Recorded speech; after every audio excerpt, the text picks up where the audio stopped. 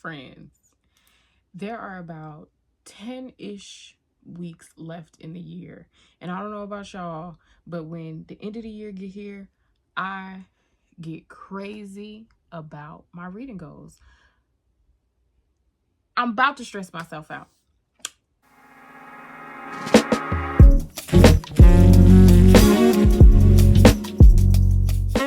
Hi friends, welcome back to Shelby and the Book Club. I am Shelby Monet, and in today's video, we are going to talk about my 10 before the end. I want to read these 10 books before the end of the year, whether they be in physical form, which I'm going to try for, or ebook, audiobook, or whatever.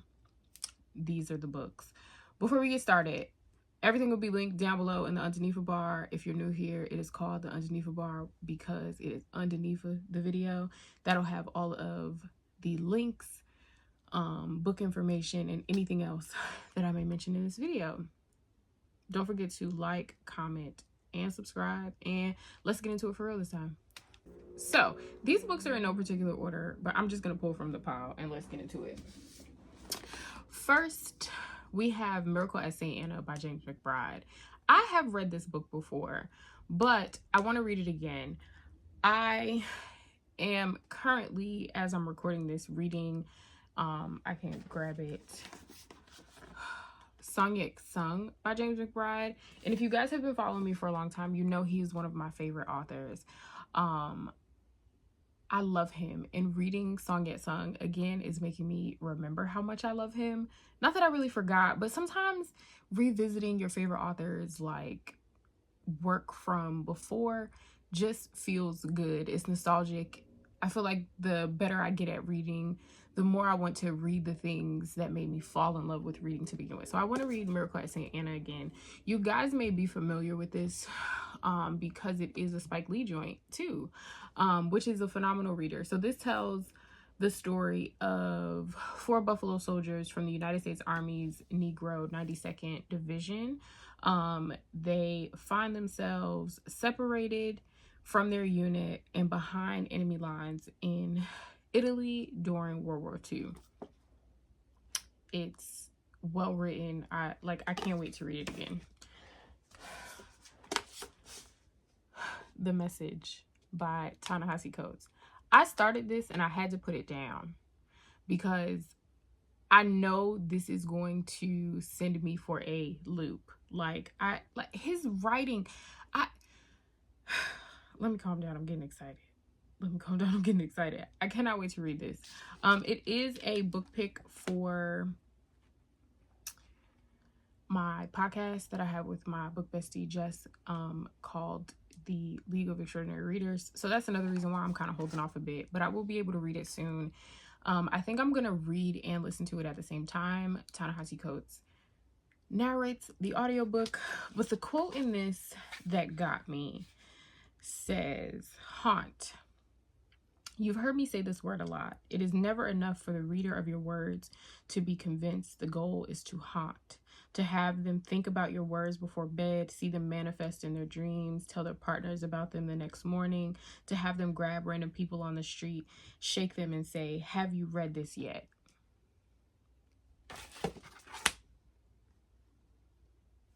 There has been uproar about this because of the topics he talks about in the book, and I'm just gonna save my thoughts for the podcast. So if you want to hear what we think about that, go subscribe to our podcast. Next, My Brilliant Friend by Elena Ferrante. This was voted the #1 best book of the century by New York Times. That is the only reason that I want to read it. I've seen this book everywhere. I believe it is an HBO show that I didn't watch. I don't really know what it's about. So it says, from one of Italy's most acclaimed authors comes this ravishing, generous-hearted novel about friendship that lasts a lifetime. The story of Elena and Lila begins in 1950s in a poor but vibrant neighborhood on the outskirts of Naples. Growing up on these tough streets, the 2 girls learn to rely on each other ahead of anyone or anything else, as their friendship, beautifully and meticulously rendered, becomes not always perfect. Becomes a not always perfect shelter from hardship. I want to see what everybody thinks. I've seen a very diverse group of people talk about this book in positive ways, right? I think often when we see books like this rated on lists like this, the audience that loves it so much is usually of a particular race, right? But I've seen, again, women across a vast spectrum say that they enjoy this book. So I'm going to give it a try.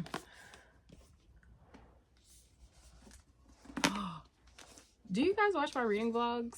I hope you watch my reading vlogs. I post them once a week, every Saturday.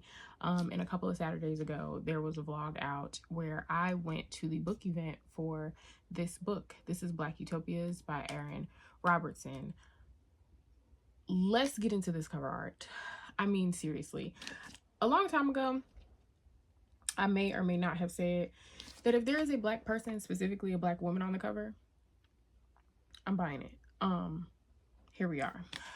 In this book, he talks about Black utopias, and something else that I read recently that I think I may have mistaken as a dystopian story is about a Black utopia, and that is Sky Full of Elephants by Sibo Campbell, which is right here on my shelf. When I tell you I love this book, I love Sky Full of Elephants.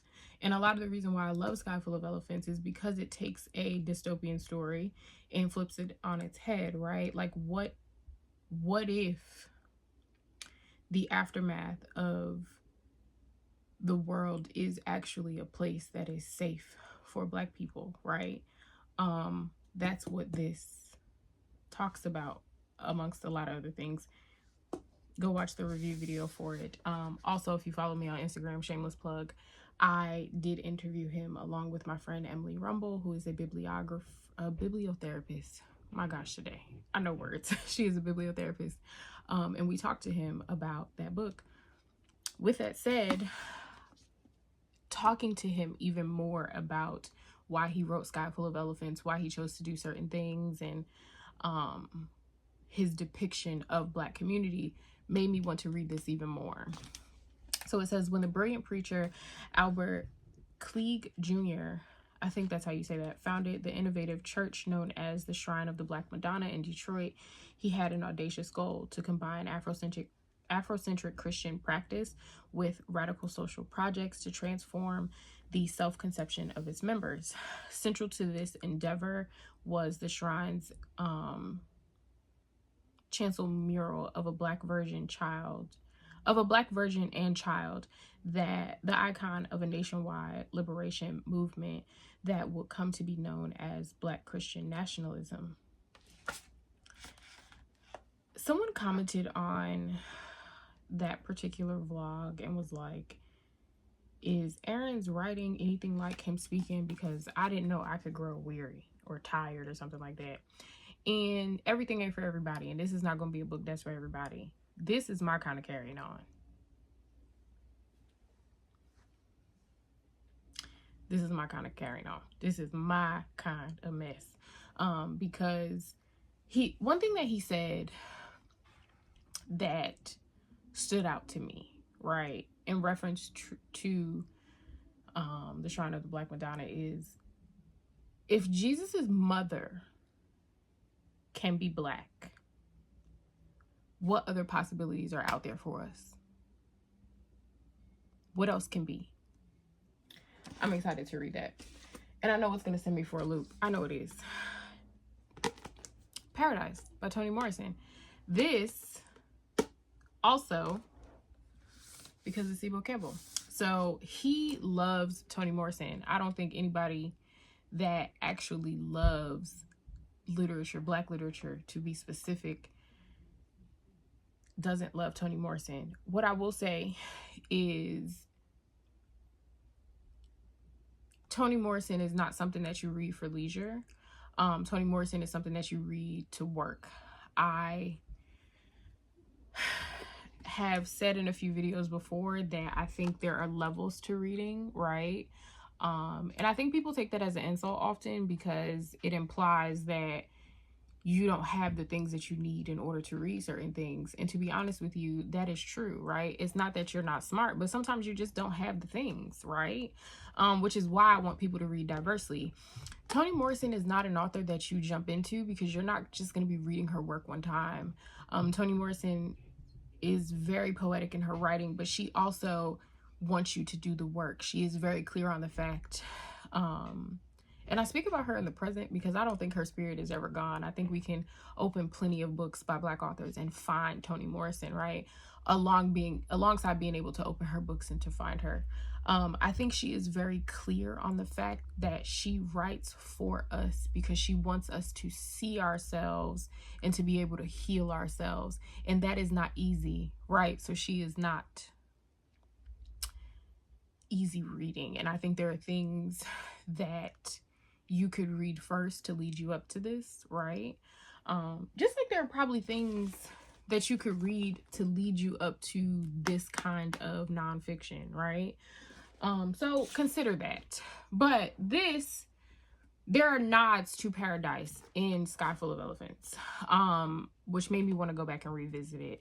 I think I've been a little nervous because I often find myself in a reading slump after reading Toni Morrison's books because they are so great to me. But again, there's work to be done. So this says they shoot the white girl first. With the rest, they can take their time. So begins Toni Morrison's Paradise, which opens with a horrifying scene of mass violence and chronicles its genesis in an all-Black small town in rural Oklahoma, founded by the descendants of freed slaves and survivors in exodus from a hostile world. The patriarchal community of Ruby is built on righteousness, rigidly enforced moral law, and fear. But 17 miles away, another group of exiles has gathered in a promised land of their own. And it is upon these women in flight from death and despair that 9 male citizens of Ruby will lay their pain, their terror, and their murderous rage. I'm excited to read this. I probably should read Paradise and Hours at the same time or close together because I think Hours, Sky Full of Elephants, and Paradise go together like peanut butter, jelly, and toasted bread. I just be saying anything. So that is why Paradise is on my list. Next, This Cursed House by Dale Sandine. Again, I am always going to get the book with the Black woman on the cover. It is gorgeous. Oh my gosh.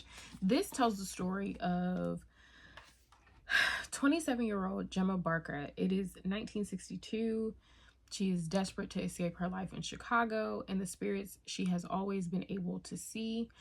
When she receives an unexpected job offer from the Duchamp family in New Orleans, she accepts, thinking it is her chance to start over. But Gemma discovers that the Duchamp family isn't what it seems. Light enough to pass as white, the Black family members look down on brown-skinned Gemma. Their tenuous hold on reality extends to all the members of their eccentric clan, from haughty grandmother Honorine, maybe, to beautiful yet inscrutable cousin Fawcett. Then the shocking truth comes out. Gemma learns the Duchamps are cursed and they believe only she can free them. My kind of carrying on. This reminds me a lot of, can you see it? The Monsters Redefined. That is by Leslie Penelope. The main character is also a Black woman that can see ghosts and talk to the other side. She got friends on the other side. Me too, friend. So this just sounds like something that's right up my alley, and it might be a good middle ground book, something to break up all of the like seriousness that I have on this list. I've been back in the mood to read things that are heavy. So I'm gonna need some stuff to break it up, and that'll probably be one of those. The Barn. This is by Wright Thompson. I got this on a whim because I saw a lot of people that read similarly to me talking about this book. I think it's important to keep a good mix of people that read similarly to you, people that read differently from you, and people that read somewhere in the middle around you on social media, right? I think often we only want to follow people that look like us, and we only want to follow people that have the same favorite books as us, or talk highly of the books that we also love. Not a terrible idea. There needs to be a good mix. If there's a good mix, you can read a little bit more diversely, right? Because the person that reads similarly to you is going to introduce you to books that you're definitely going to like. The person that reads completely off from what you read is going to introduce you to things that you may like, but you would have never picked up on your own. So always have a good mix, okay?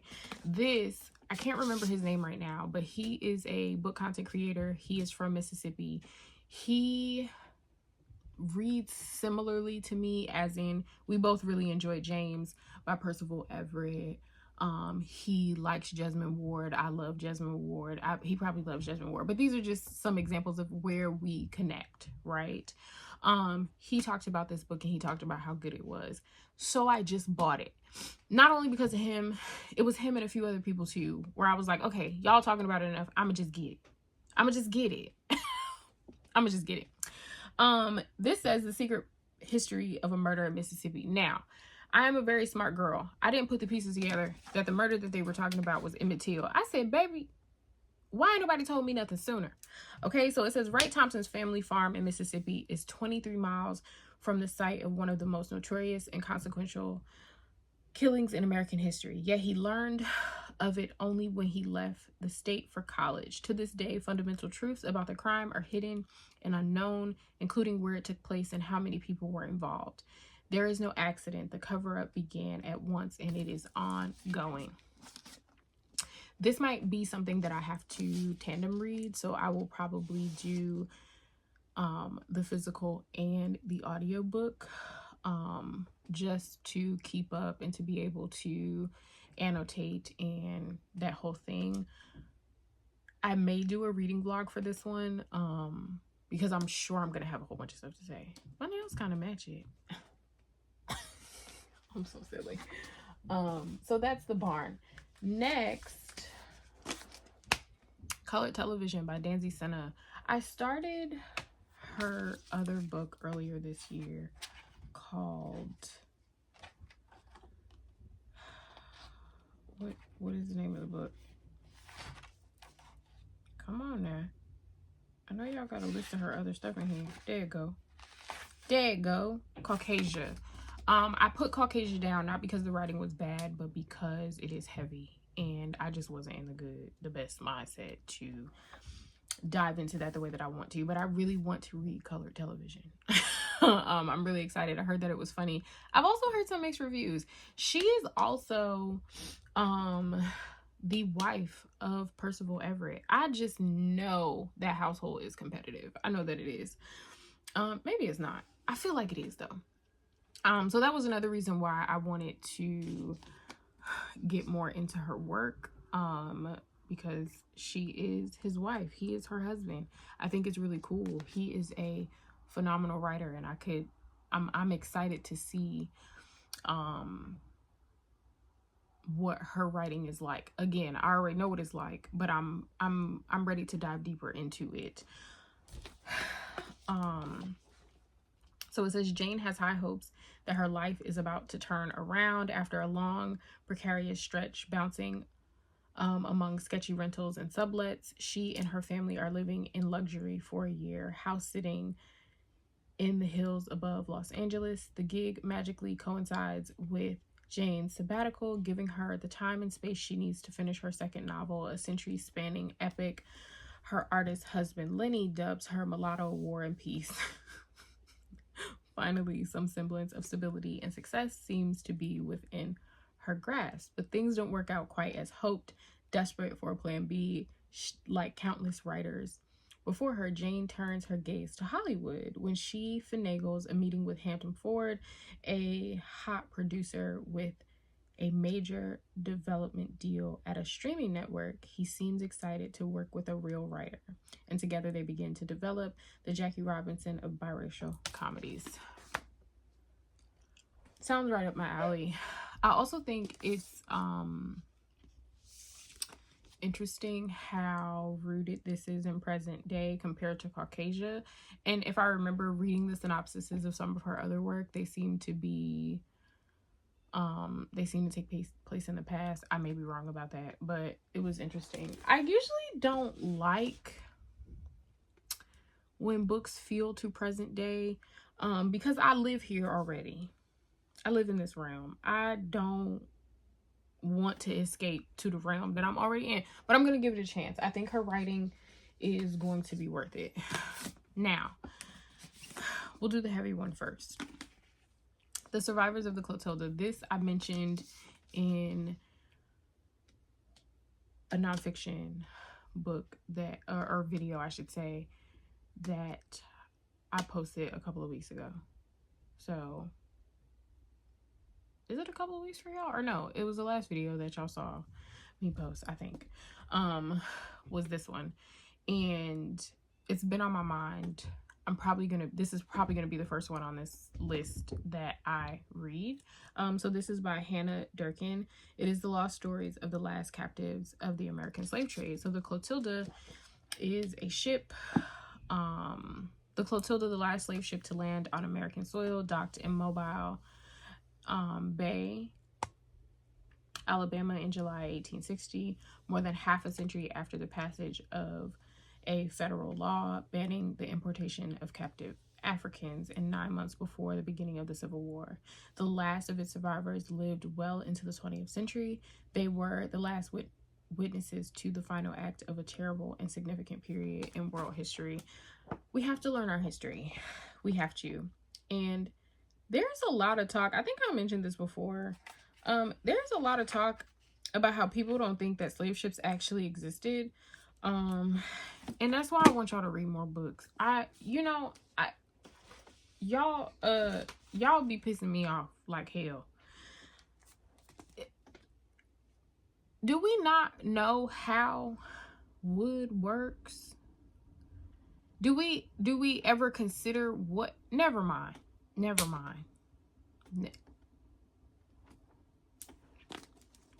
Blacktop Wasteland by S.A. Cosby. I'm gonna keep it a stack.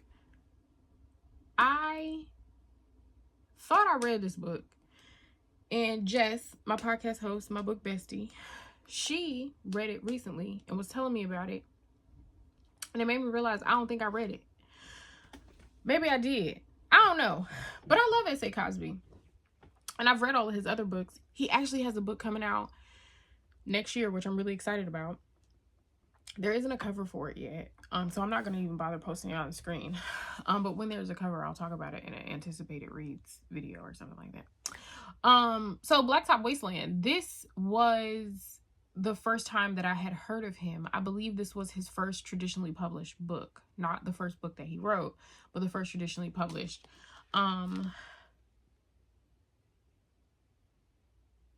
See, I got this book tabbed, but I think these tabs were set. I don't know, child.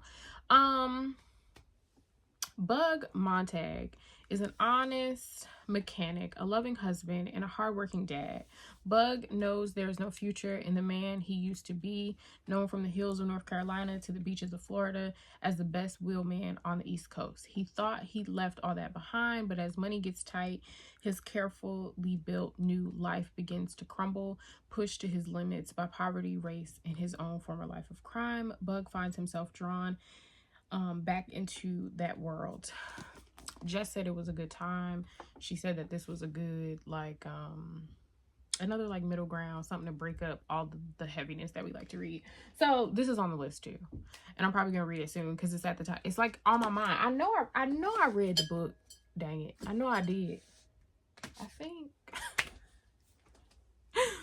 reading so much, and that's always there's always this conversation. Reading so much, people assume that you don't remember the things that you read. I remember everything that I read, except for that one apparently. But I think it's okay if you forget sometimes. Like, there's so much going on in the world. I don't think the sign of a real reader is necessarily being able to recall every plot. Like, sometimes I need to like look at a book to be able to say like, oh, this was the character's names, this is what happened, blah blah blah. Like, sometimes if you just say to me like, what was such and such about, and I'll be like, I don't know. But then I see the cover and it pulls me back. Like, everybody calm down, okay? Y'all are some haters, and y'all just have so much to say all the time to make yourself feel better instead of just minding your business, okay? Anyway, if you've made it this far in the video, thank you. Please leave a purple heart. Yes, leave a purple heart in the comments if you made it this far, and let me know, what books do you want to read before the end of the year? If you've read anything that I showed on this list, let me know. Tell me what you thought about it, and I will see you in the next video, friends. Probably tomorrow, because there'll be a vlog. I love you. I love you. I love you. I love you. I love you. You are kind. You are smart. You are important, if to no one else, to me. Bye, babies.